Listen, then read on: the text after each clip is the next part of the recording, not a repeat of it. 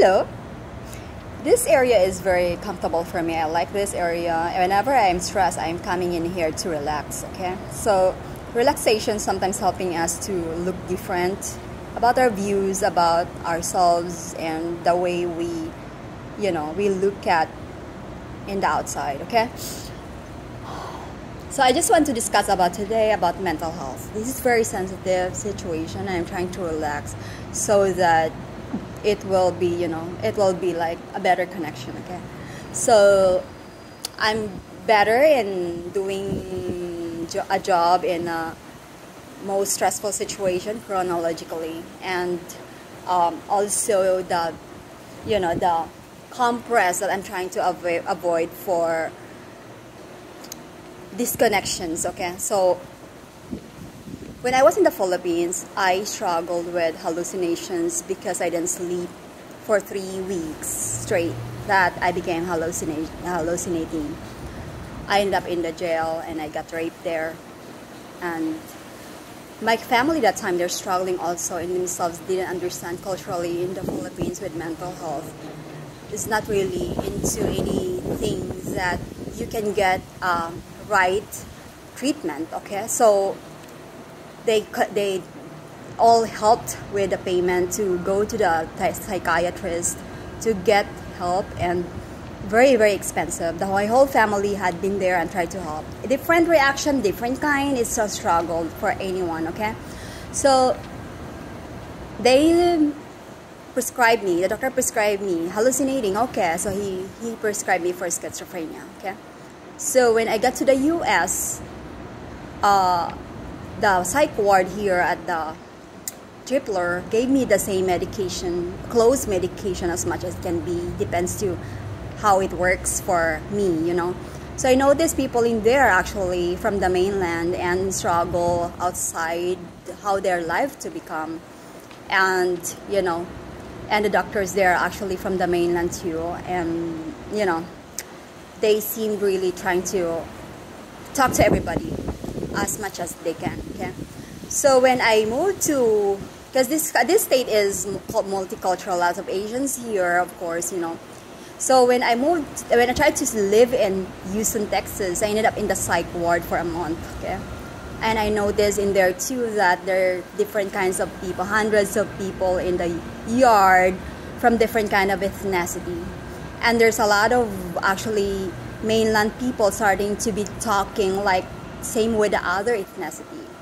And the doctors there also was from Africa. So they ended up a diagnosis trying to follow what Tripler was saying. And it's really, really hard, okay? So it's just continuation of how mental health being addressed here in the country and how Philippines started to, they embrace that kind of professionalism in handling mental health issues, okay?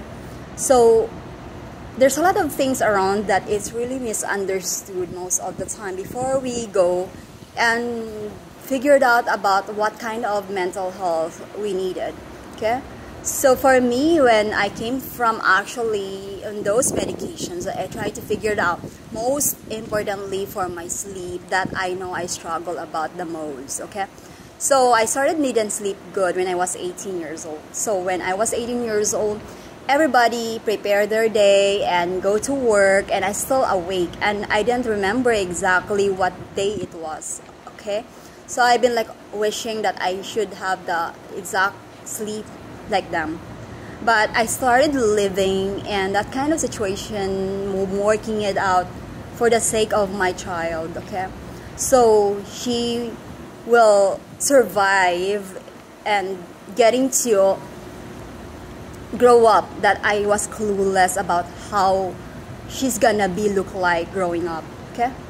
So I avoided her watching TV. I avoided her as much as can be to be associated with a lot of kids, adults in the Philippines. I actually had her, go to church for a voice lesson and schools that she felt really alone, okay? So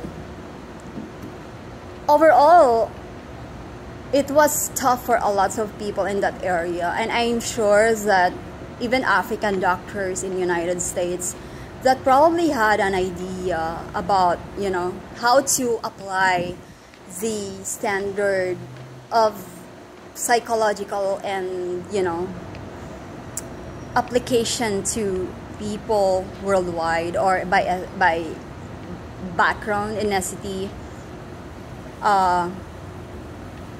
upbringing, you know. So for me, okay, so I started to realize in some part of my life that the abuse that we've been through in century in my family, that everybody needed to know and understand, you know, that there are even 80 countries in the world that wanted to know where they came from, their, you know, their ancestors and things, you know. So